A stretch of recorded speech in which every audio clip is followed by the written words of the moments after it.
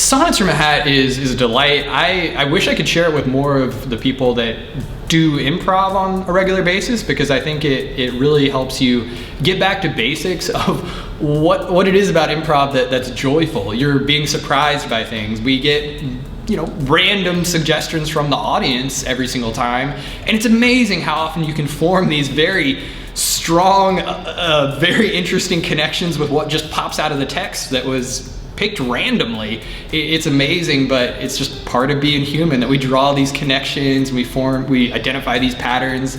It's, I think, part of why watching art and consuming art is joyful for us, and the randomness of Sonnets from a Hat really highlights that, and how it's what we bring to ourselves. It's not just something that the performers do to us. As audience members, we're participating in it and bringing our own connections. It's really fun.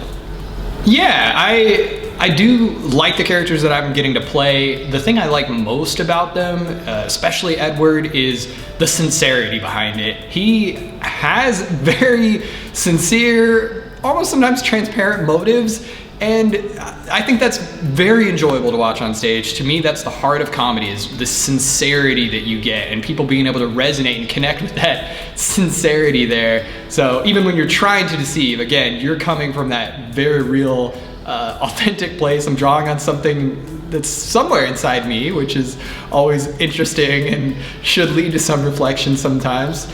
I don't really see that much of a distinction between the pursued, the pursuer. We're all both at different times in our relationships. That's part of the interesting, that's one of the interesting things about it. I don't think a lot of relationships you're just one or the other the whole time, and these plays do a good job of illustrating that, even in very concise scenes.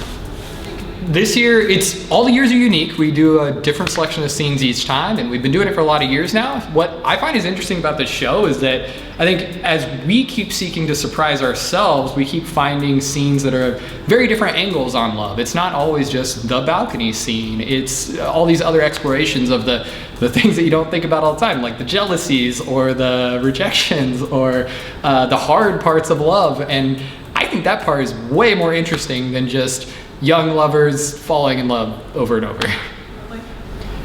It is interesting to just develop more experience with this type of thing. It's helped me understand the pieces a lot better on my own. I'm really grateful to all the people that I have around me helping me understand and navigate the scripts, but it's just nice to get experience with that. So I feel like I get more out of it each time we go into the process. I'm used to, most of my performances is short form improv, or doing scenes that don't have the same level of depth always. So it's really refreshing to just have a time where you can really dig into these characters.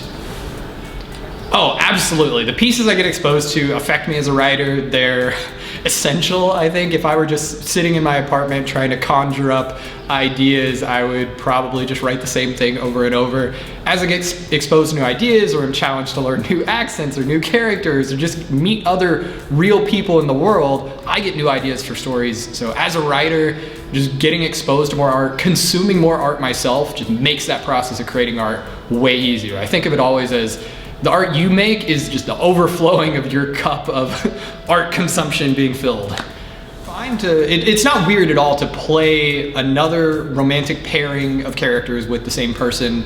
It's really nice to work with the same people because you get to know them, and I really like the ensemble that we have. I can trust everybody there to read what I'm doing, no matter how subtle it is, to give me offers and interesting things to work with on stage, and the way they respond and what they're picking up on, the way they're delivering their lines.